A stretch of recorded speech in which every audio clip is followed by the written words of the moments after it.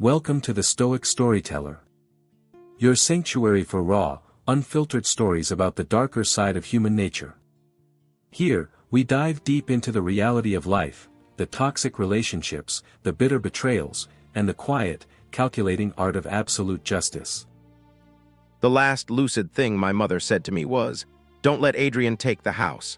Her voice was hardly more than breath against the oxygen mask. The hospice room smelled of lavender spray, antiseptic, and the rain that had followed me in from the parking lot. I leaned closer because I thought I had misheard her. Adrian was my husband of 11 years. He had handled my mother's insurance claims, fixed the leak above her kitchen, and spent every Sunday telling everyone how lucky he was to have two mothers. "What do you mean?" I whispered. Her fingers closed around my wrist with surprising force. "He already has the papers." Then the monitor alarm began. A nurse hurried in, followed by Adrian, who appeared in the doorway with a paper cup and exactly the right amount of concern on his face. "What happened?" he asked. Mom looked at him and something in her expression changed.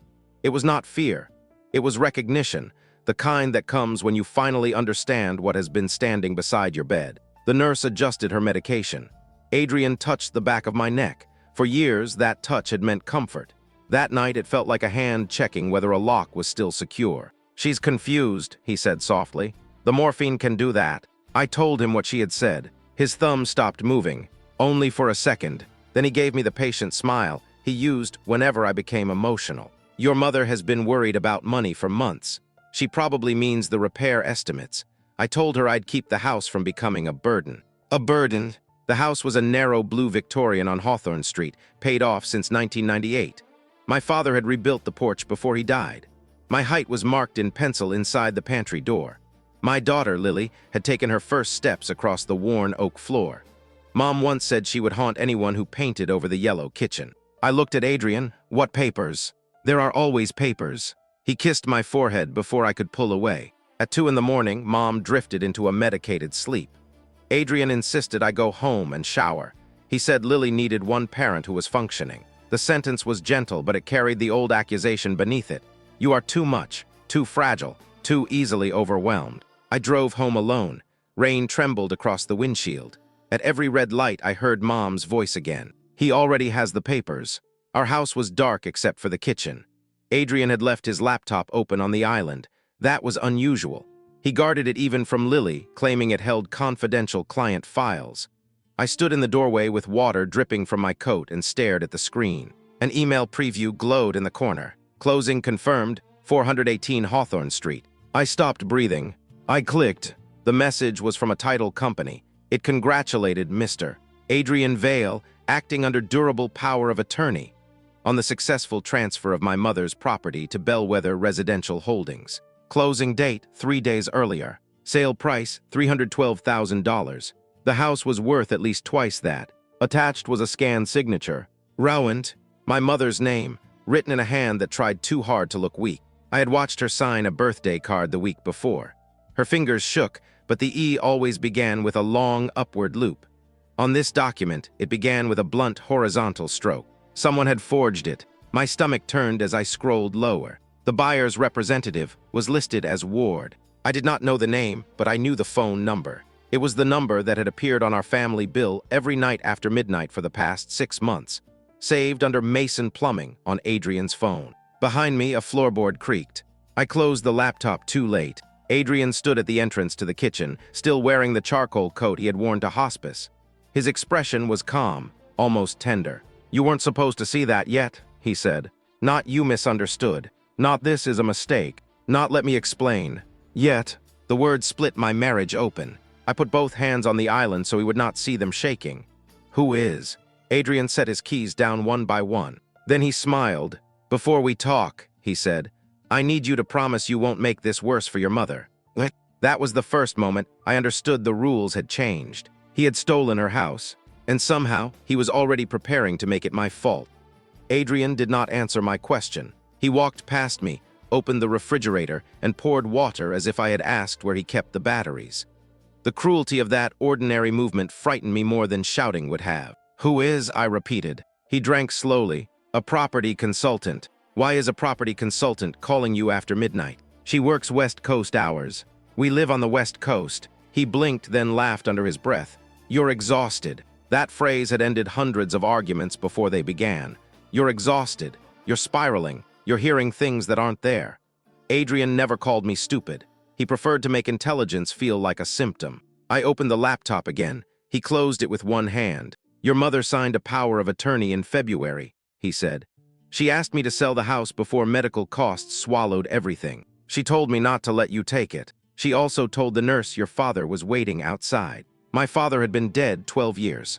The comparison landed exactly where he intended. I saw the trap.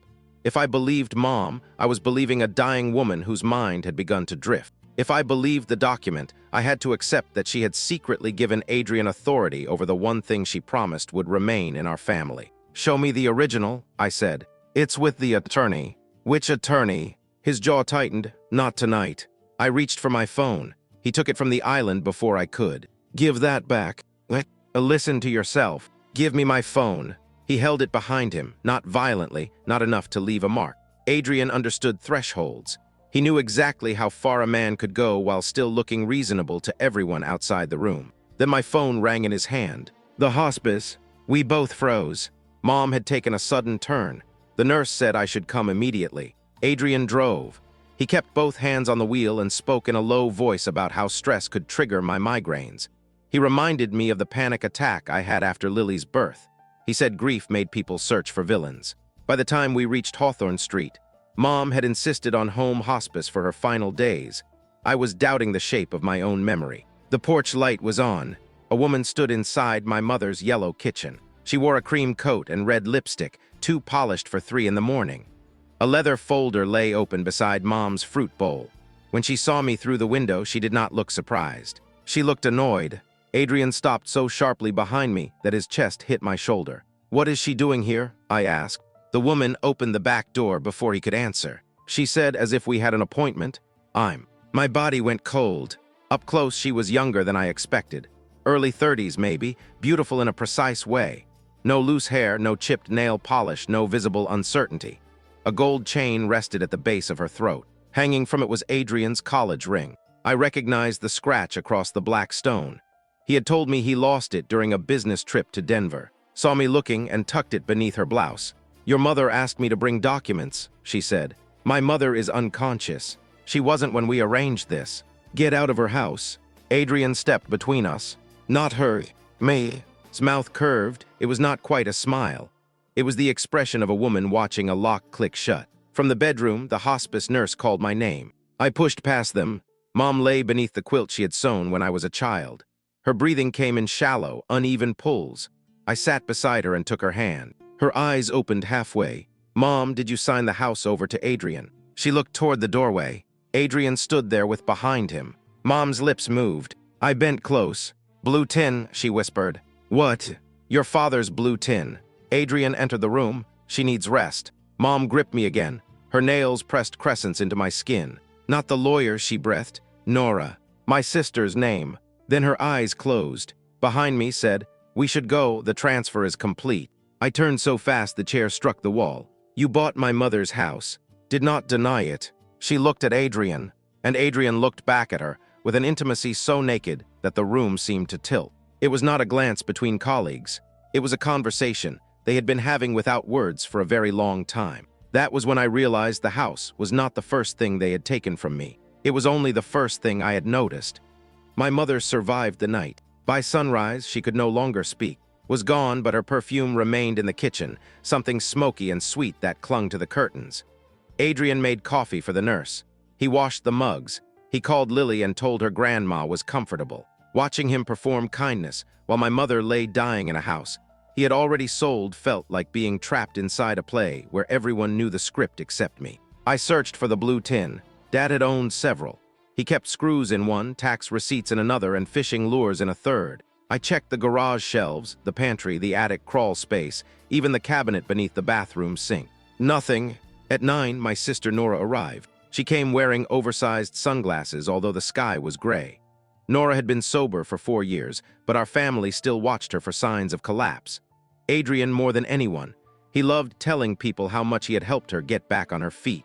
I pulled her into the laundry room. "Mom said your name." Nora removed her sunglasses. Her eyes were swollen.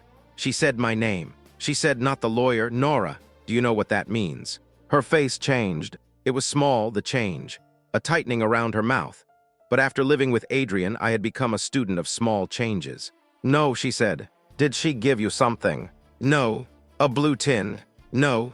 Too fast. I showed her the closing email on my phone. I had photographed the screen before Adrian reclaimed the laptop. Nora read it in silence. When she reached the signature page, she sat down on the dryer. At the bottom were 2 witness names. Ward, Nora Rowand. My sister's signature was beneath my mother, S. I stared at her. You witnessed this. Tears filled her eyes. It wasn't like that. What was it like? Mom wanted the medical bills handled by selling her house to Adrian's girlfriend. Nora flinched. You don't know she's his girlfriend. She was wearing his ring. That doesn't prove. I laughed. The sound came out sharp enough to scare us both. What exactly would prove something to you? Finding them in bed? Or would he tell you I was exhausted and you'd believe that too? Nora folded her arms across her body. Adrian said you would react like this. There it was, the invisible third person in every conversation I had had for years. Adrian said he had reached my sister before I could. He had given her a version of my grief that made any protest look unstable. What did you sign? I asked. A witness page. Did you see Mom sign? Nora looked toward the hall. I stepped closer. Did you see her sign? No. The word barely existed. My knees weakened. You signed that you did. Adrian said she signed earlier. He said the attorney needed a witness verification. He said the sale would pay for a private nurse. Which attorney? Nora shook her head. I don't remember. You don't remember the name of the person who took our mother's house. Her tears fell. Stop making me the enemy. I'm not making you anything. The laundry room door opened. Adrian stood there. How long have you been listening? I asked. Long enough to hear you attacking the one person who came to help. Nora wiped her face. Adrian put a hand on her shoulder. The gesture was brotherly, protective. Possessive. Need sleep, he told her. I need the original power of attorney. He sighed. This obsession is not helping. My name is still on her medical directive. Not anymore. The room went silent. He reached into his coat and removed a copy of a document. Mom had supposedly replaced me as healthcare proxy 2 weeks earlier. With Adrian, the signature looked wrong again. I looked at Nora. Did you witness this too? She stared at the floor. Adrian's voice became soft. Your mother was frightened by your behavior. You kept challenging her doctors. You accused the hospice coordinator of her because she couldn't stay awake after visited. Nora whispered, please. He had built it beautifully. Every time I had questioned him, he had recorded concern. Every time I had cried, he had gathered evidence. Every time I had resisted, he had called it instability. I went to Mom's room. The bed was empty. The nurse was changing the sheets. Adrian had arranged an ambulance transfer to a private hospice facility while I was searching the house. Where did they take her? I demanded. He stood in the hallway, calm as stone. I'll tell you, he said, when you agree to speak to Dr. Levin, our marriage counselor, his friend. My husband had stolen my mother's house. Now he was holding my final hours with her hostage until I agreed to be evaluated, and my own sister stood beside him, crying as if I were the one hurting everyone. I agreed to see Dr. Levin, not because Adrian was right, because my mother was running out of time. The appointment was at noon in a quiet office above a pharmacy. Dr. Martin Levin had counseled us after Adrian's first emotional affair, a phrase he invented for a woman whose messages ended with "I miss your body." Martin had declared it a boundary failure, not infidelity. Adrian donated to Martin's clinic 3 months later. This time, I brought my phone and recorded everything. Martin sat forward with his fingers steepled. Adrian is concerned that grief has intensified your suspicious thinking. My mother's house was sold without my knowledge. Financial decisions can feel threatening during loss. The buyer is a woman who wears my husband's ring. He glanced at Adrian. Is there an explanation? Is helping liquidate the property? Adrian said. The ring belonged to my father. I gave it to her as collateral after a deal. A lie built with enough detail often sounds more respectable than the truth. Martin turned back to me. Have you been sleeping? No. Eating? Not much. Any thoughts of harming yourself? I understood then. They were not trying to persuade me. They were building a record. I smiled. I'm overwhelmed, I said. Adrian is right. He relaxed so visibly, I almost admired him. I apologized for accusing. I said I had probably misunderstood Mom. I admitted I had become fixated on the house because it represented childhood safety. Martin praised my insight. Adrian squeezed my hand. At 107, he texted me the hospice address. My performance had purchased access to my dying mother. The facility was across town in a converted mansion with locked doors and soft instrumental music. Mom looked smaller than she had that morning. I sat beside her until Adrian left to take a call. Her eyes opened. I held up one finger to my lips and placed my phone near her ear. Mom squeezed once for yes, twice for no. Her fingers moved once. Did Adrian make you sign the house papers? Once. Did you understand them? Twice. Is the blue tin in your house? Twice. With Nora. Once. My throat tightened. Is Nora helping him? Mom's hand stayed still. Is Nora afraid of him? Once. Footsteps approached.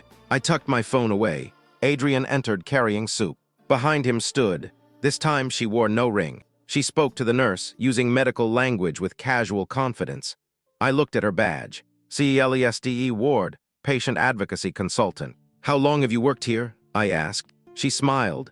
Long enough to understand how families behave under pressure. Adrian put the soup down, was just leaving. Mom's monitor beeped faster. Adjusted the blanket. Mom recoiled. I saw it. So did. For the first time, her polished expression cracked. That evening, Adrian told me he needed to stay at the facility. I said I understood. I kissed his cheek and drove home. Then I returned 40 minutes later in Lily's car. Adrian's SUV was gone. I used the side entrance code. I had watched the nurse enter. Mom was asleep, was not at the desk. In the staff break room, I found Adrian's coat hanging over a chair. His second phone was in the pocket. The screen lit when I touched it. No passcode. He had been too confident to need one. There were hundreds of messages. Some were sexual, some were financial. The worst were neither. She's asking about the dosage. Adrian, increase only when visits. Confusion helps us. Nora is getting nervous. Adrian, remind her who paid for rehab and who has the custody letter. What about? Adrian, 3 days, maybe 4. Once she's gone, has no credible witness. My vision narrowed. I kept scrolling. A photo showed Adrian and in my mother's kitchen, drinking champagne beneath the yellow cabinets. Another showed a positive pregnancy test. Adrian, our real family starts when this is finished. I heard the break room door open. Stood there. For one terrible second, neither of us moved. Then she looked at the phone in my hand and smiled. You always were slower than he said, she murmured. I stepped back. You drugged my mother. She was dying. You forged her signature. Prove it. I have your messages. No, you have his phone. She lunged. I twisted away, but she caught my coat. The phone hit the floor and skidded beneath the vending machine. A security alarm began to shriek. Looked toward the hall, then back at me. Her voice dropped to a whisper. Take it, she said. I stared at her. She released my coat. Take the phone and run, she repeated. Because when Adrian gets here, I'm going to tell him you attacked me. It was not mercy. It was a move in a game I did not yet understand. I dropped to my knees, grabbed the phone, and ran. Adrian never shouted. That was one of the reasons people trusted him. He spoke softly when he threatened me. He lowered his voice when he lied. Even when he found me in our bedroom copying the second phone onto an external drive, he closed the door gently so Lily would not hear. You stole private property, he said. I kept my back to the desk. The transfer bar on the laptop showed 83%. You stole my mother's house. She authorized the sale. You and discussed increasing her medication. His face did not move. You misread clinical messages. You called your real family, because you haven't treated me like family in years. There it was, the shift from denial to justification. Adrian did not merely rewrite events. He revised my role inside them. The transfer reached 86%. He held out his hand. Give me the phone. No. No. He stepped closer. Think about Lily. I am. Are you? Because if you turn a private marital issue into a criminal accusation, she will lose her father, her grandmother will die in chaos, and your sister will probably lose custody of Ben. My nephew. So that was the letter he had mentioned to Nora. What did you do to her? I helped her. How? After rehab, she relapsed once. She drove Ben to school the next morning. I made sure the police report disappeared. I knew about the relapse. I did not know about the drive. Adrian tilted his head. Nora signed because she understands consequences. You've never had to. 91%. You think consequences belong to everyone except you, I said. For the first time, anger flashed across his face. Then it vanished. He reached around me and unplugged the laptop. The screen went black. I shoved the phone into my pocket and ran for the hall. He caught my wrist. Not hard, never hard enough. I screamed Lily's name. He released me instantly. Our daughter appeared at the top of the stairs in pants. Her dark hair tangled around her face. Adrian took 2 steps back. "Your mother is having an episode." Lily looked at me. Not him. At 15, she had his gray eyes and my habit of holding her breath when frightened. I saw her assess the distance between us, the red mark forming on my wrist, the laptop cable on the floor. "Mom," she asked. "I'm okay." Adrian exhaled with theatrical patience. "She took a phone from the hospice facility. We need to return it." Lily looked at my pocket. I made the worst decision of that night. I gave her the phone. "Take this to your room," I said. "Lock the door, call Aunt Nora." Adrian moved. Lily ran. He followed her 2 steps before I grabbed the back of his shirt. He turned and shoved me. I hit the dresser. The mirror cracked behind my shoulder. For a second, all 3 of us were silent. Adrian stared at me on the floor. The mask was gone. Not slipped, gone. His face held no panic, no regret, no love. Only calculation. Then he looked at Lily. The mask returned. "Your mother attacked me," he said. Lily whispered, "I saw you push her." He smiled at her. "You saw the end." That sentence chilled me because it was the architecture of our entire marriage. He always controlled where the story began. Police arrived 12 minutes later. Adrian had called them. He told them I had become unstable after my mother's decline, stolen medical property, assaulted, and attacked him when he tried to intervene. He showed them the cracked mirror. He showed them emails from Dr. Levin. He showed them a bruise on his forearm that I had never seen before. I showed them my wrist. Adrian said I bruised easily. The second phone was gone from Lily's room. She swore she had hidden it inside her pillowcase. An officer searched, nothing. Adrian stood in the hallway, calm, helpful, heartbroken. I realized he had taken it while I was speaking to the first officer. They did not arrest me, but they asked me to leave for the night. As I packed a bag, Lily slipped into the closet with me. "He doesn't know," she whispered. "Know what?" She opened her palm. A tiny black memory card rested against her skin. I took it out before he came in. I stared at my daughter. Adrian had spent years teaching me that resistance was chaos. Lily had learned something else. Resistance could be quiet. I closed my fingers around the card. Downstairs, my husband told the police he only wanted me to get help. I walked past him carrying the one thing he thought he had destroyed. He did not shout. He smiled, and for the first time, I smiled back.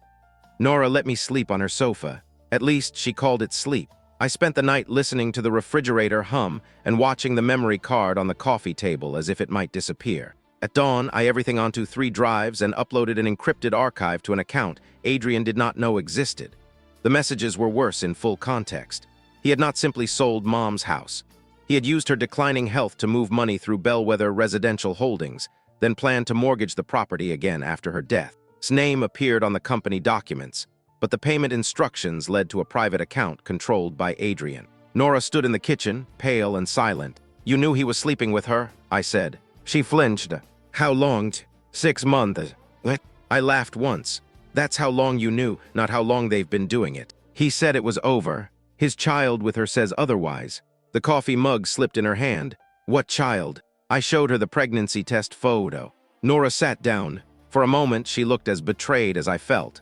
Then she whispered, "He said was helping him protect you from your mother." I stared at her. "Protect me from what?" "Mom changed her will." That landed harder than the affair. Nora told me Mom had discovered irregular payments in the family trust, withdrawals supposedly made for my benefit. Adrian claimed I had been secretly borrowing money, hiding gambling losses, and using Nora as a future scapegoat. He showed Nora statements with my electronic signature. "They were fake," I said.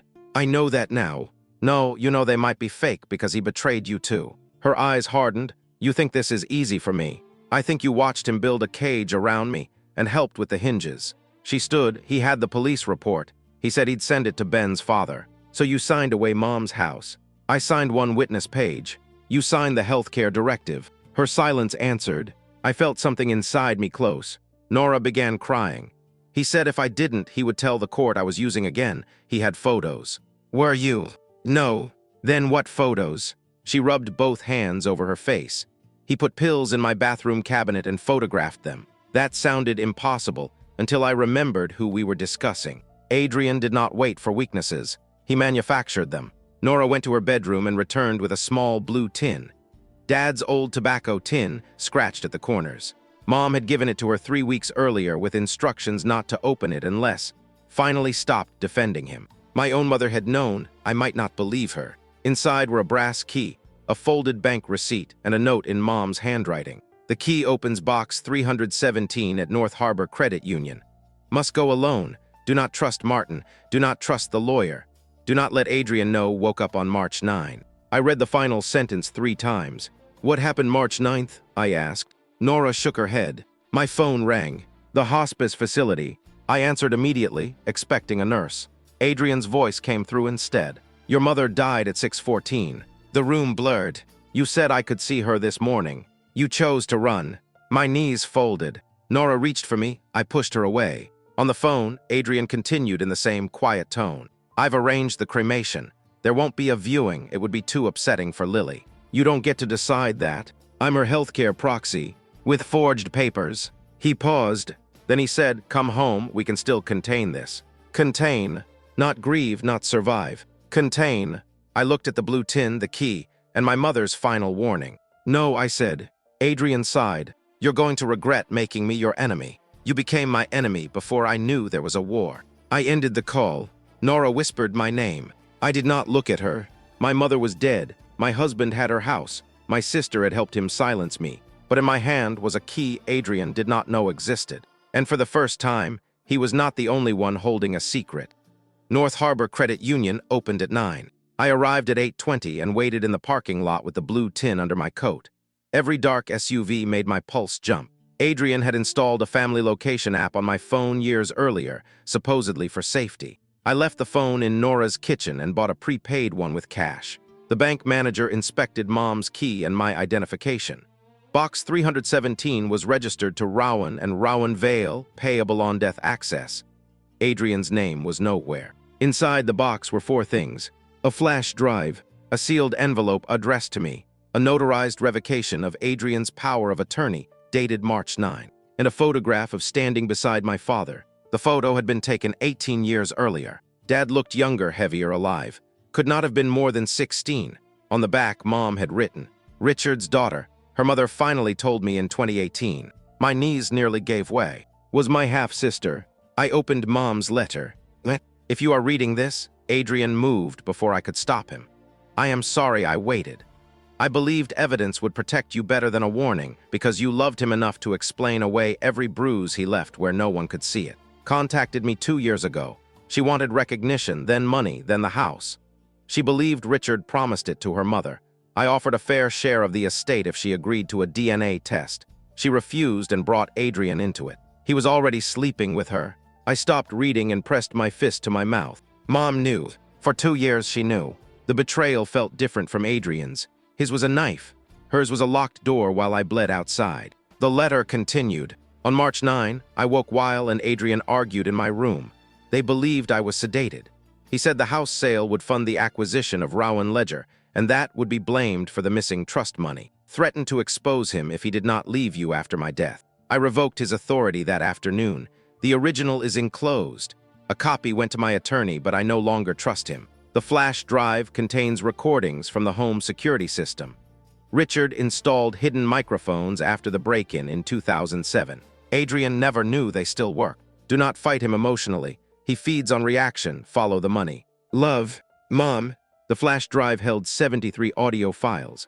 In one, Adrian told that my consulting firm would collapse within a month because he had routed client payments into an account bearing my name. In another, asked what would happen if Mom lived long enough to challenge the deed. Adrian answered, then the dosage becomes compassionate. I stopped the recording. The bank room was too quiet.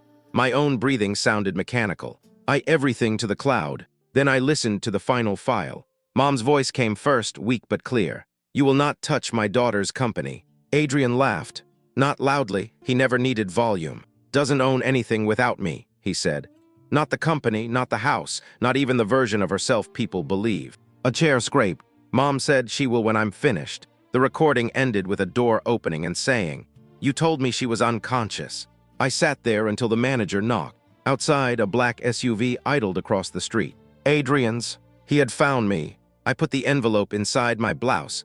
left the original revocation in the box, and carried a decoy folder under my arm. As I crossed the lobby, Adrian entered through the front doors. He smiled at the staff. Then he looked at me. "You should have come home," he said. I smiled back. "You should have checked whether dead women can revoke power of attorney."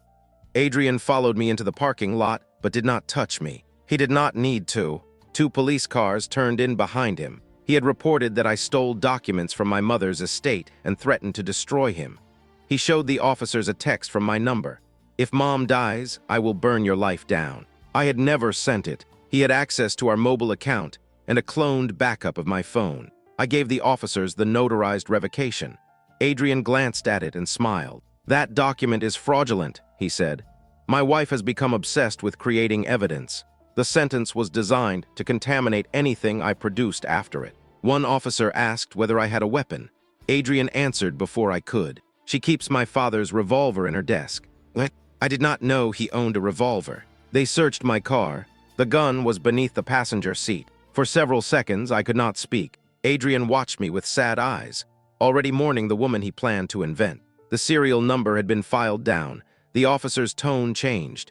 They handcuffed me beside my car while bank customers walked past. Adrian approached as if to comfort me. I leaned close enough that only he could hear. "You planted it badly." His smile flickered. That was all I needed. At the station, a lawyer named arrived. Mom had paid her retainer 6 weeks earlier and instructed her to act if I was detained. Was compact, severe, and uninterested in my panic. "Stop explaining," she said. "Every explanation gives him another fact to bend." What? She obtained surveillance footage from the credit union parking lot. 20 minutes before I arrived, Adrian's SUV had parked beside my car at the pharmacy where I bought the prepaid phone. A hooded figure exited, opened my passenger door with a key, and leaned inside. The image was not clear enough to identify him. It was clear enough to destroy the story that no one had approached my car. I was released pending investigation. Adrian had already moved faster. By evening, he had filed for a temporary protective order, alleging that I was violent, delusional, and a danger to Lily. Attached were Martin's notes, his assault complaint, photographs of the cracked mirror, and Nora's written statement that I had displayed escalating paranoia. Nora swore she had never written it. Her electronic signature appeared at the bottom. The court ordered me to stay away from my home and daughter until a hearing. I read the order in office. There are moments when anger is too large to feel like heat. It becomes cold and exact. I imagined Adrian telling Lily I had abandoned her. I imagined him entering her room, searching for copies, asking careful questions. "I need to get her out," I said. Shook her head. "Break the order and he wins. He already has her. Then we make him believe he has everything." I looked at her. She tapped Mom's letter. "Your mother wrote, 'Follow the money, can you?' Before marriage, I had built a forensic accounting practice from a desk in Mom's spare room. Adrian later joined as chief operating officer and gradually pushed me toward client relations because numbers triggered my obsessive tendencies. I had let him take the work that made me dangerous. "Yes," I said, slid a laptop toward me, then stopped trying to prove he's cruel. Cruelty is subjective, fraud is arithmetic. That night I checked into a motel under Nora's name. At 11:43, an unknown number called. Lily whispered, "Dad is downstairs with." My heart stopped. "Are you safe?" "For now." "Did he hurt you?" "No, but he keeps asking about Grandma's blue tin." "Listen to me, don't search for anything, don't confront him." "I already found something." A door creaked on her end. Lily lowered her voice. "There's a camera in your bedroom, Mom. It's been there for years." Then the line went dead. I called Lily back 6 times. No answer. Stopped me from driving to the house by standing in front of the motel door. "You go there, he has you arrested," she said. "Then Lily is alone with him longer." Every instinct in my body fought her logic. Motherhood does not care about strategy when your child whispers fear into a phone. But Adrian counted on instinct. He had built his entire plan around my need to rush toward the people I love. At 1:12 a.m., Lily sent a single message from an unknown number. "Safe, phone taken, check school email." Her school account contained an audio file. At first I heard only static, then Adrian's voice. "You should have deleted the card." Answered, "You should have told me revoke the power." She was barely conscious. What? She was conscious enough to record us. A glass struck a table. Said, "Has the box. If she gives it to the police, your acquisition is dead." Our acquisition? No, the company documents are in my name. The deed is in my name. The medication logs are under my credentials. You built an exit with me standing in the doorway. Adrian's voice softened. You're pregnant with my child. I was. Silence. I lost it yesterday, said. For the first time in 11 years, I heard Adrian lose control. He called her a liar, then a parasite, then my father's discarded mistake. Laughed, but there was pain inside it. There he is. The recording shifted. Lily must have been listening from the stairs. Adrian said, "We'll take the criminal exposure. Nora will take the forged witness statements. You will take the medical decisions. I will take Lily and the firm. You said we were leaving together. I said what kept you useful. I closed my eyes, had helped drug my mother and steal my life. I felt no sympathy for her. But hearing Adrian strip her of illusion showed me the final shape of him. He did not love allies. He rented them until betrayal became cheaper." The recording continued. Asked what happens if proves the signatures were forged. Adrian replied, "She won't reach the hearing." Paused the file. "What does that mean?" Nora whispered. No one answered. The next morning, Lily went to school under the supervision of an officer assigned after the protective order. Arranged for a child advocate to meet her there. Lily disclosed the hidden camera and the conversation she had recorded. Adrian claimed had manipulated her. Disappeared. Her phone was disconnected. She did not report to the hospice facility. Bellwether's registered office had been emptied overnight. Then my consulting firm's largest client called. An anonymous source had sent them documents showing I diverted $1.8 million from escrow accounts. 3 more clients received the same package. By noon, the state regulator suspended my license pending review. Adrian released a statement expressing heartbreak. "My wife is unwell. I ask for compassion and privacy as I protect our daughter, our employees, and the legacy's mother entrusted to us." The statement appeared online before I saw it. Comments filled with strangers praising his grace. One person wrote, "You can see the pain in his eyes." I could see it too. It was not pain. It was appetite. Placed a legal pad in front of me. "He wants you defending your character. Don't. My company is collapsing." It was already collapsing. He just removed the curtain. I opened the transaction records from Mom's drive. Adrian had used my credentials, but he made one mistake. The transfers occurred during times I was verifiably elsewhere, on recorded client calls, at Mom's oncology appointments, once on a flight with no internet access. Someone had scheduled the transactions, someone with administrator rights. Adrian. I traced the first payment into a Delaware shell company, then through a charitable foundation controlled by Martin Levin. Our marriage counselor was laundering money. The camera in my bedroom was not there to collect evidence of instability. It was there to learn my passwords. I know how he did it. She nodded, "Good. No, I know how to make him do it again." For the first time, smiled. It was not a warm smile. It was the smile of a woman who had just watched prey turn around. I called Adrian from his office and asked to come home. I cried carefully. Not too much. Adrian distrusted performances that challenged his own. "I'm tired," I told him. "I don't want to fight anymore." He was silent long enough to enjoy it. "Are you ready to get help?" "Yes." "Are you ready to admit you misunderstood?" The name tasted poisonous. "Yes." "In the house, I was wrong." Wrote on a pad, "Make HIM offer TERMS." "What do I need to do?" I asked. Adrian exhaled, satisfied. "Withdraw the fraud allegations. Sign temporary control of the firm to me. Tell the court you placed the gun in your car during a dissociative episode." His pen stopped. He wanted me to confess to a felony he had staged. "I need Lily," I whispered. "If you cooperate, you can see her." "Not come home. See her." He arranged a meeting at Martin's clinic, outside the protective order boundaries. I wore the blouse Adrian once said made me look harmless. Placed a recording device inside the second button, legally permitted because I was part of the conversation. Martin greeted me like a returning patient. Adrian sat beside him. On the table were documents. One transferred voting control of Rowan Ledger to Adrian.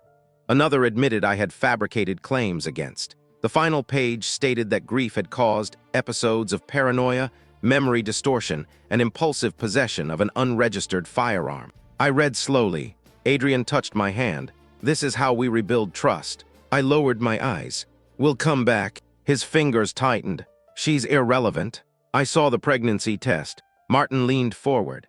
"Focusing on sexual betrayal may be a way to avoid responsibility for your actions." The cruelty was almost elegant. I signed the first document with the pen Adrian gave me. The signature was not mine. Years earlier, Lily and I had invented mirror signatures while practicing calligraphy. I used a variation that looked convincing, but would fail comparison under magnification. I signed the second. Before the third, I began shaking. Adrian smiled. He thought it was surrender. It was rage. "I need the bathroom," I said. Inside, I texted one word, "now." A process server entered the clinic and delivered subpoenas to Martin and Adrian for financial records, camera footage, device logs, and all communications involving Bellwether. I heard Adrian's voice rise for the first time. Not shouting, "Close." When I returned, his face was bloodless. "You set me up." I widened my eyes. "I came to get help." Martin looked between us. Adrian say nothing. That told me everything. He had stopped being our therapist and started acting as Adrian's lawyer. I picked up the unsigned confession. "I don't think I'm ready for this page." Adrian leaned close. His voice was barely audible. "You will sign it after you hear what Lily told the evaluator." My stomach twisted. What did she say? That she's afraid of you. I knew he was lying. He knew I knew. But the point was not truth. The point was pain. I let my eyes fill. Then I left. Outside, waited in her car. Did he take the bait? I showed her the first signed transfer. The document contained a newly created administrator account and a bank authorization code. Adrian believed he now controlled the last untouched client reserve account. In reality, the account held marked funds placed under court supervision. Any attempt to move them would trigger an alert and preserve the device identity. At 4:26 that afternoon, Adrian logged in. At 4:27, he transferred $200,000 to Bellwether. At 4:28, the bank froze every connected account. At 4:31, Adrian called me. I answered. He did not say hello. "You have no idea what you just did." What? I looked through his office window at the rain. "Yes," I said, "I finally do." Contacted me 48 hours after the accounts were frozen. She used the prepaid phone I had bought at the pharmacy. Only 3 people knew the number, Nora and Lily. The message contained an address and 6 words. "Come alone or he gets Lily." Wanted police surveillance. I wanted to know how had the number. We compromised. I went inside alone while waited 2 blocks away with an investigator. The address belonged to an abandoned beauty salon beside the freeway. Sat beneath a row of dead fluorescent tubes, wearing jeans and no makeup. Without the polished armor, she looked younger and more dangerous. "Where is Lily?" I asked. "Safe at school." "You threatened my daughter. I told you what would make you come." I nearly turned around. Then she placed a folder on the counter. Inside were copies of emails between Adrian and a private custody consultant. He had planned to send Lily to a residential treatment facility after the hearing, claiming she had been manipulated by my psychotic break. The facility was owned by one of Martin's donors. "He wants her isolated," said. "She heard too much." My hands went numb. "Why are you helping me?" "I'm helping myself." She admitted she had taken the second phone's memory card from Adrian's desk weeks earlier and replaced it with a copy. She was the one who had left it unprotected at the hospice, hoping I would find it. She had also given Lily the prepaid number through a school email draft. "You wanted me to expose him," I said. "I wanted leverage." "What?" "You drugged my mother." Looked away.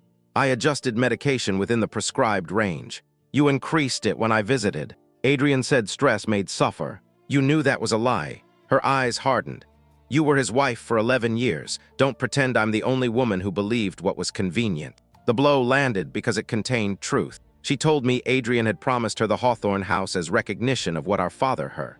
When Mom refused to hand it over, decided the family owed her more than fairness. She helped forge the deed. She witnessed false medical documents. She believed Adrian would leave me and turn Rowan Ledger into a national firm. Then she discovered he had created a second set of records, placing every criminal act under her authorization. "He planned to let me go to prison," she said. "He plans that for everyone." Slid a silver key across the counter. It opened a rented storage unit where Adrian kept paper ledgers, forged seals, and backup drives. She wanted immunity in exchange. "I can't promise immunity. You can tell the prosecutor I cooperated. I can tell the prosecutor exactly when you cooperated.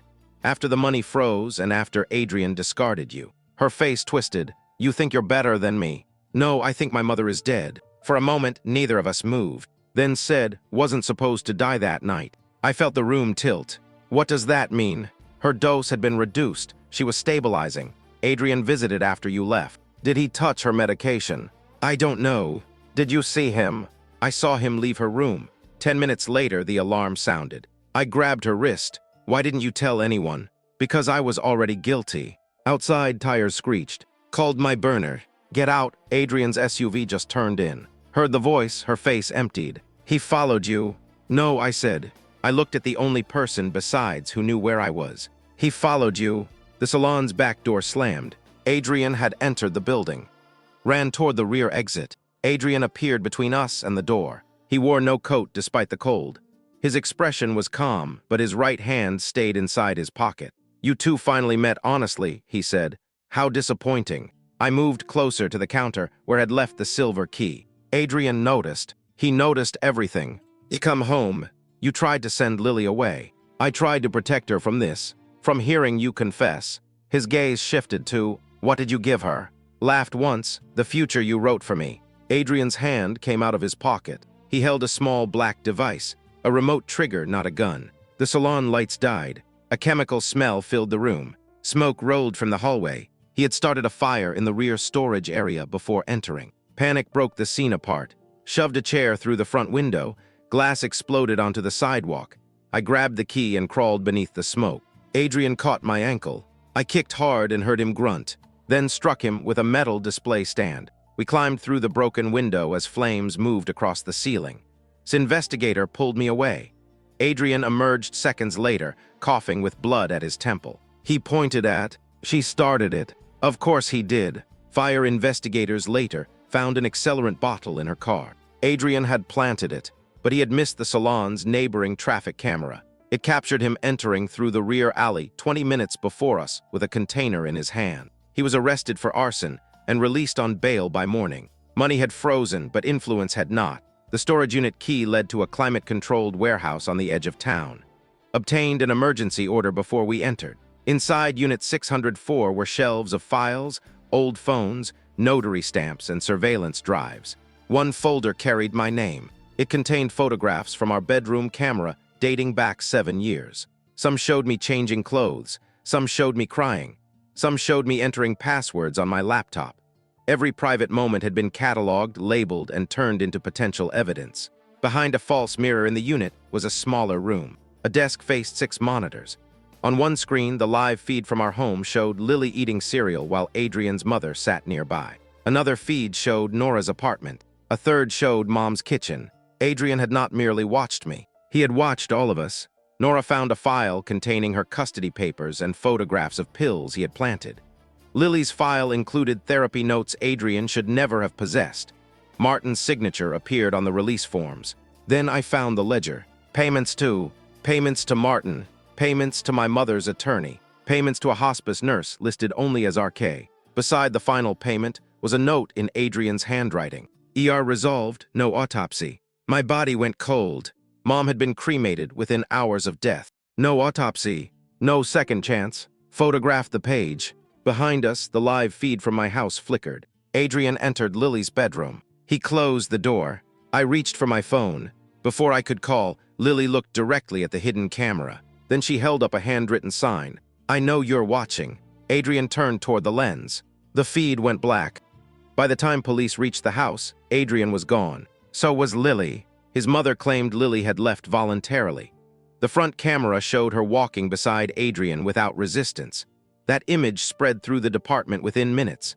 A father escorting his daughter, not an abductor forcing a victim. But Lily had prepared for him. The sign she held to the hidden camera was not meant for Adrian. The words were written on the back of a map from her geography notebook. A red circle marked the abandoned marina where Adrian used to take her sailing. Called the detective. I drove before anyone gave permission. The marina sat beneath a decommissioned railway bridge, empty in winter. Adrian's SUV was parked near the locked boathouse. I saw Lily through a dirty window, seated on a bench. Adrian paced in front of her. I entered through a side door. He turned. Lily's eyes found mine, but she did not move. Mom, she said carefully, Dad says you killed Grandma. Adrian watched my face. He was trying to break me in front of her, to force a reaction he could reshape later. I looked at Lily. Your grandmother died after he visited her room. Adrian smiled. You see, accusations without proof. I found the payment ledger. His smile weakened. Martin is cooperating, I lied. That did it. Adrian stepped toward me. Martin knows nothing. Then why are you afraid? He grabbed my arm. Lily stood and pulled a flare from beneath the bench. She struck the cap. Red fire filled the dim boathouse. Adrian released me. Outside, police sirens answered. Lily had texted the marina location to her child advocate before leaving the house. She had gone with Adrian because he threatened to hurt Nora's son if she resisted. Then she led him to a place with one road in and no private exits. My 15-year-old daughter had built a trap while I was still learning how to stop panicking. Adrian looked from the flare to the windows. "You did this," he said to me. "No," Lily answered. "I did." He stared at her as if she had betrayed a contract signed at birth. Police entered with weapons drawn.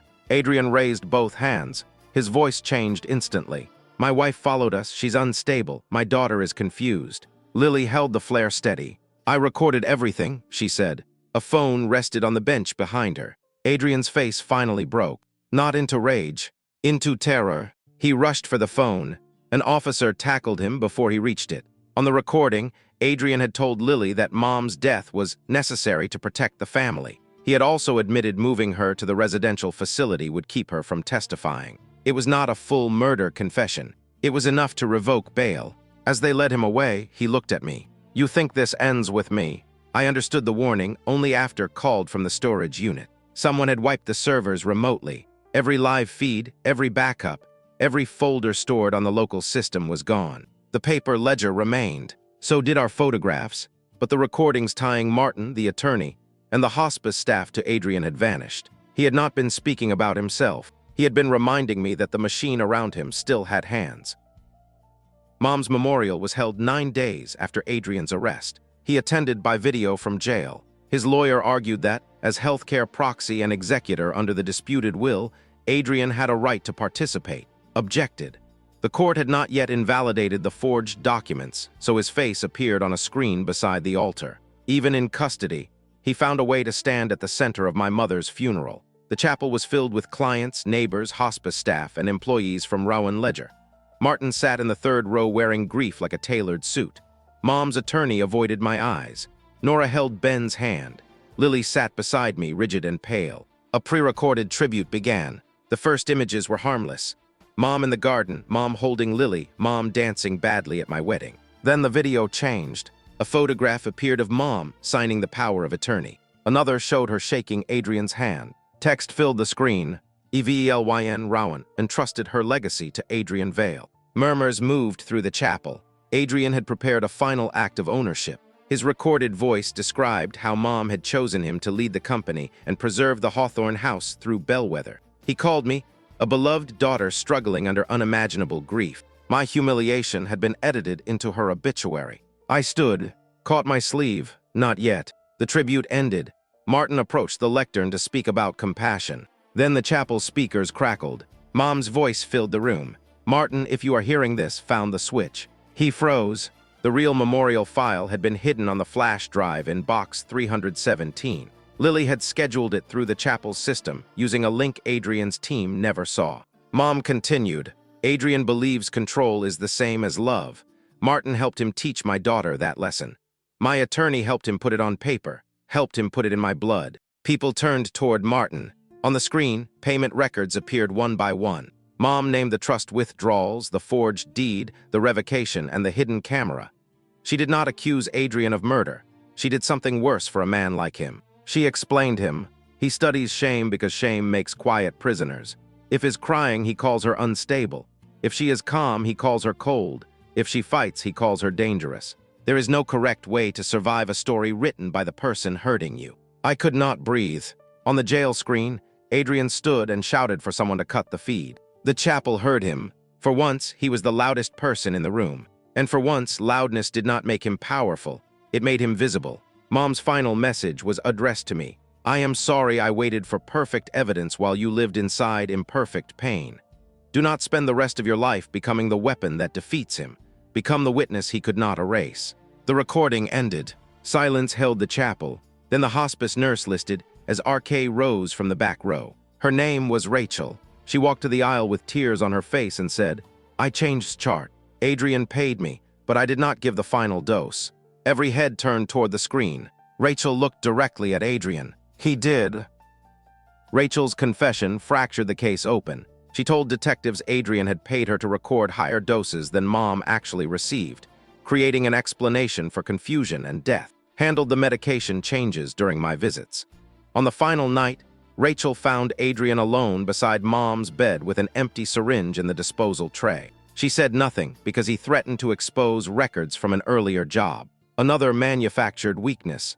Another person rented by fear. The medical examiner could not test Mom's body after cremation, but the hospice had preserved a blood sample from her final admission. Toxicology found a concentration of sedative inconsistent with the documented schedule. Adrian was charged with homicide, fraud, witness tampering, unlawful surveillance, and arson. Martin was arrested for money laundering and conspiracy. Mom's attorney surrendered after investigators found payments in the storage ledger. Nora's false statements were treated as coerced cooperation, though she still faced a painful custody review. Remained missing. 3 days later, police found her car near the river. Blood stained the driver's seat. Her phone and wallet were inside. No body. Adrian's lawyer suggested I had arranged her disappearance. Even from a cell, he kept placing my name beside violence. Then received a package. Inside was passport, the original bellwether seal, and a handwritten letter. You will want me dead, because that is easier than admitting I am your sister. Adrian did not kill me. The blood is mine, but the scene is theater. I learned that from him. The storage servers were not destroyed. I them before wiping the room. The archive will unlock when Adrian's trial begins. If I release it now, everyone will bargain.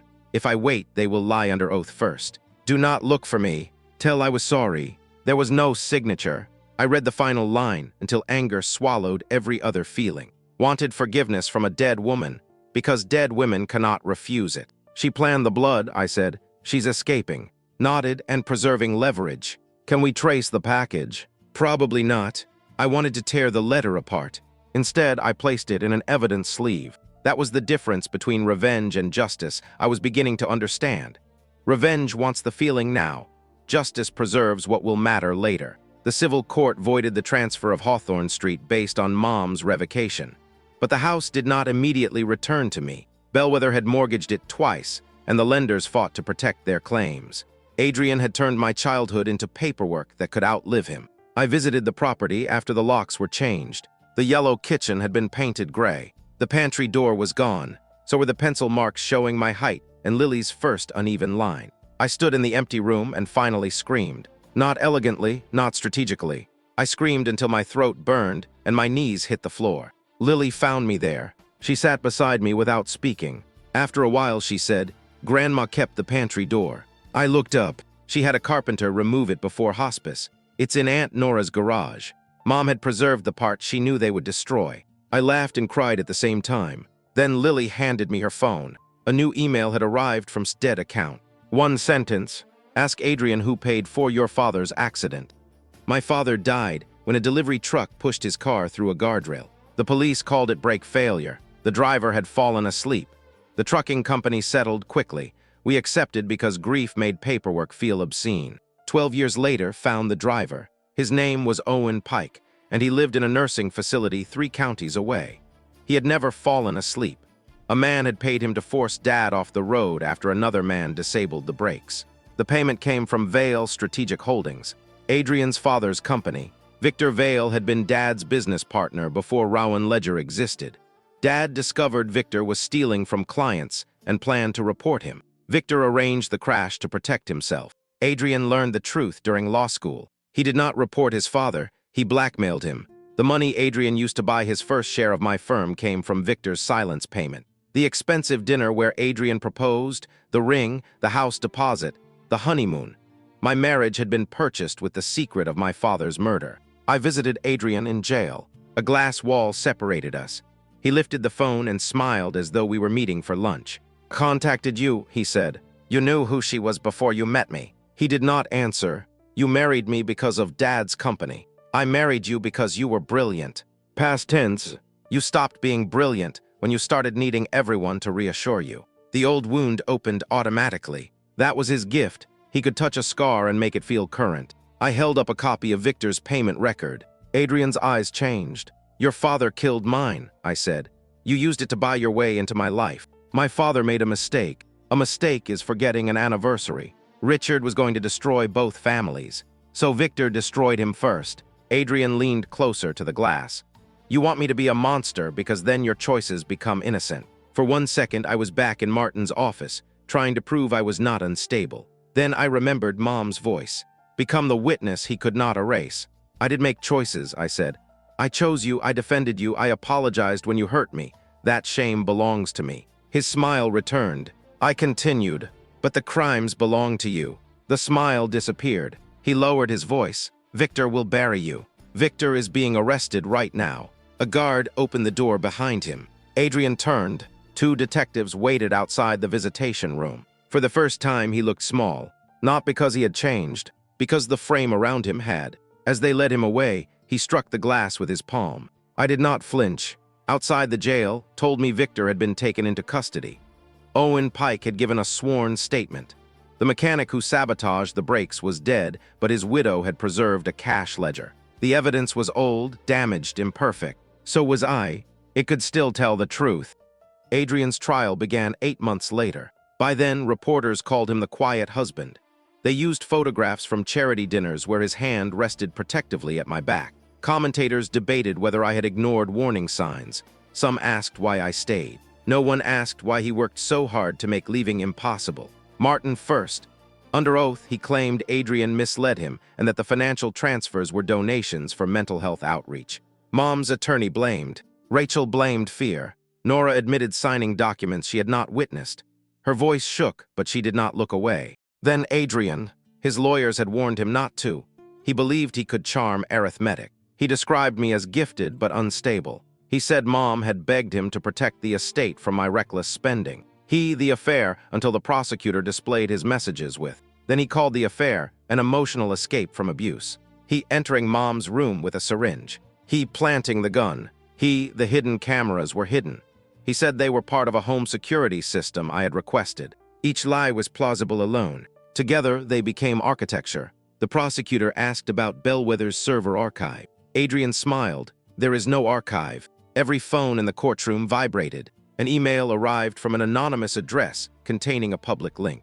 Dead man's switch had activated. The archive included video from Mom's kitchen, Martin's payment instructions, footage of Adrian planting the gun in my car, and a recording from the hospice hallway on the night Mom died. Adrian entered her room carrying a medication case. 7 minutes later, he exited without it. The courtroom stayed silent after the video ended. Then the rear doors opened. Walked in beside 2 federal agents. She had negotiated surrender, not immunity. On the stand, she admitted everything. The affair, the forged deed, the dosage manipulation, the staged disappearance, the server wipe. She said Adrian had told her Mom's death would solve the timing problem. Adrian stared at her with the same disbelief he had shown when Lily raised the flare. Not heartbreak. Ownership offended. His lawyer asked whether she was testifying to reduce her sentence. Yes, she said. So you are a liar. Yes. Why should anyone believe you now? Looked toward me. Because every lie I told for him has a recording. The jury deliberated for 11 hours. Guilty on fraud. Guilty on conspiracy. Guilty on witness tampering. Unlawful surveillance, arson, and attempted kidnapping. On homicide, guilty of second-degree murder. Adrian showed no emotion until the judge remanded him. Then he turned toward me and said, loud enough for the courtroom to hear, "You owe me for making you." I stood. No, I said, you mistook surviving you for becoming you. The guards pulled him away. He kept talking. For the first time, no one listened. Justice did not repair my family. It exposed the damage and left us standing inside it. Nora received probation for the false witness statements. Her custody case remained open. She attended meetings, therapy, parenting classes, and every appointment the court required. She apologized without asking me to make the apology comfortable. "I chose Ben over you," she said one evening in Mom's empty kitchen. "You chose fear. That doesn't make it better." No. She waited. I had spent years forgiving people quickly because delayed forgiveness made them uncomfortable. Adrian called it kindness. It was usually surrender. "I love you," I told her. "I don't trust you yet." Nora cried. I did not rescue her from the sentence. Pleaded guilty to fraud, conspiracy, evidence tampering, and unlawful medication practices. Her cooperation reduced the sentence, but she still went to prison. Before sentencing, she asked to meet me. We sat across from each other in a courthouse interview room. She looked tired, older, and finally ordinary. Our father knew about me, she said. He sent money to my mother every month. I know. He promised the house. Mom's records show he promised to help with college, not the house. Mouth tightened. My mother said, "Your mother gave you a story that made theft feel like inheritance." She looked down. "I hated you before I met you," she admitted. "You had his name, his company, the family photographs. I had a father who lied to all of us. Do you forgive me?" The question was almost childlike. "No." She looked up sharply. "Not today," I said. "Maybe not ever, but I won't spend my life feeding the hatred you brought into it." Nodded once. That was all we had. Victor Vale was convicted in a separate trial for arranging Dad's death. He died in custody before sentencing, still insisting Richard had forced his hand. Martin lost his license and received a prison term for laundering money and falsifying records. Rachel accepted a plea and in multiple investigations. Mom's attorney was disbarred. The machine around Adrian came apart piece by piece. Yet at night, I still checked closets for cameras. Lily still froze when a car idled outside. A guilty verdict is not a switch that turns fear off. It is permission to begin learning darkness is no longer in charge. We placed the pantry door in storage while the house litigation continued. On its frame, beneath Lily's childhood measurements, I found a final pencil line in Mom's hand. CLAIRE still growing. I touched the words until they blurred. Mom had known something I had forgot. Survival was not the end of my life. It was a height mark. Recovering the money took longer than convicting the man. Adrian had scattered funds through shell companies, charities, property notes, and accounts opened under my name. Assembled a team of forensic accountants. I joined them. For the first weeks, numbers made my hands shake. Adrian had used spreadsheets as weapons. Every familiar column carried an echo of his voice telling me I was too emotional for serious work. Then the arithmetic became mine again. We traced the Hawthorne sale proceeds to Bellwether, from Bellwether to Martin's foundation, and from the foundation to a development fund Adrian controlled with Victor. Court orders froze the assets. Fraudulent mortgages were voided. Insurers and banks fought, negotiated, and finally settled. Rowan Ledger recovered $4.7 million. Mom's estate recovered the house and every dollar Adrian had removed from the trust, plus interest and penalties. His ownership in my firm was canceled because he had purchased it with criminal proceeds. His retirement accounts, investment properties, vehicles, and private club deposits were liquidated to satisfy judgments. I did not take his freedom. The jury did. I did not take his reputation. The evidence did. But I took back every dollar he had converted from our lives into his power. At the final civil hearing, Adrian appeared by video. He looked thinner. His hair had gone gray at the temples. His lawyer offered a settlement if I agreed not to publish Mom's recordings or discuss the case publicly. Adrian still believed silence was something he could purchase. I rejected it. Afterward, a reporter asked whether revenge felt satisfying. I thought of Mom's gray kitchen, Nora's tears, prison uniform, and Lily holding a flare while her father rushed toward her phone. No, I said. Revenge would have required me to become responsible for his pain. I was responsible for the evidence.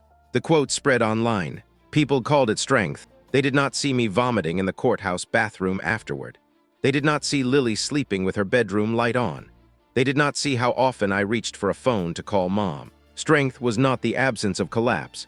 It was choosing where to fall, then standing again without asking your abuser's permission. The day the Hawthorne deed returned to Mom's estate, Lily and I unlocked the front door together. Gray paint covered the kitchen. We opened cans of yellow.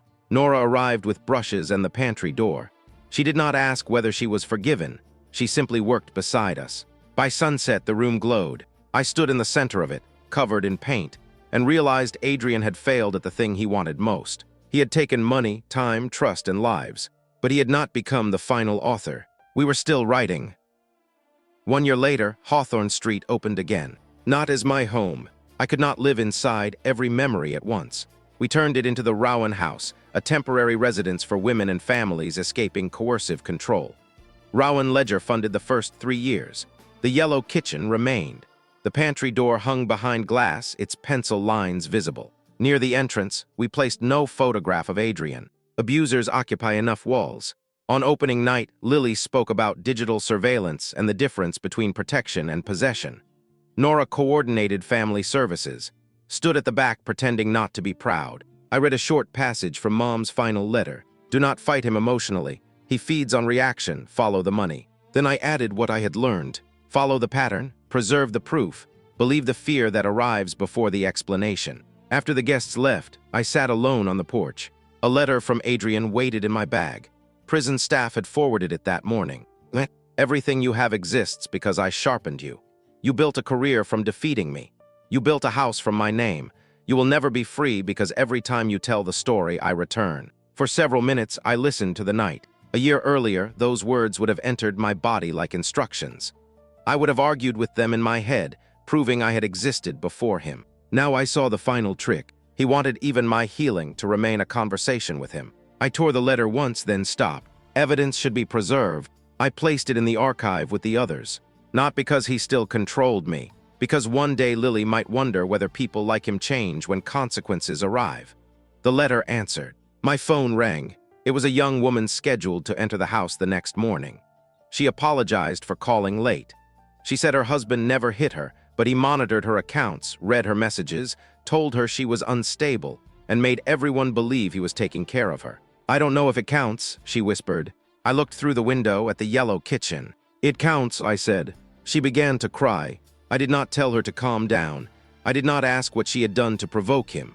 I did not tell her to gather perfect evidence before trusting her own terror. I said, "You are not crazy. We will make a plan." After the call, dawn began to lighten the street. For years, I believed justice would feel like Adrian's suffering. It did not. Justice felt like a key, turning for someone he would never meet. It felt like my daughter sleeping without a light. It felt like loving Nora without lying about trust. It felt like refusing to forgive on command. And it felt like my mother's house, once sold in secret, opening its doors to women who had been trained to doubt the sound of their own locks.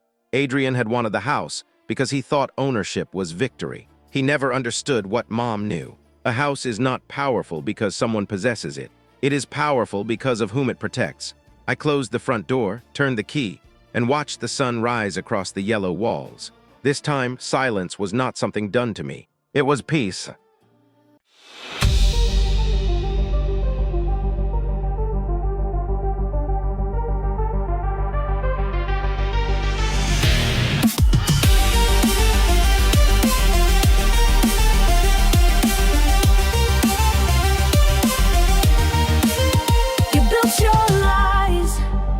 Trembling ground, but I hear freedom's roaring sound. Your towers crack beneath our song. The weak turn strong, the right turns wrong. You soul control with silver tongues. Now feel the wrath of mortal drums. This is rebellion's roar, the battle cry. We rise as one beneath the sky. Your empire falls with every chord. We claim our fate, rebel roar.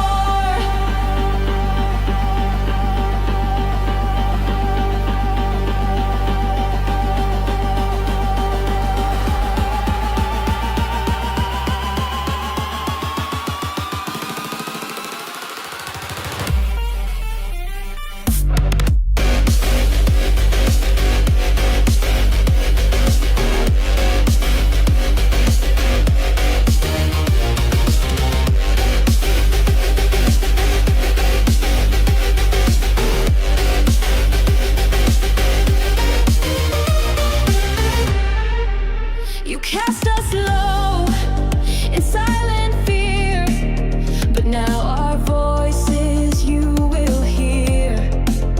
A tidal wave of steel and flame. We break your chains.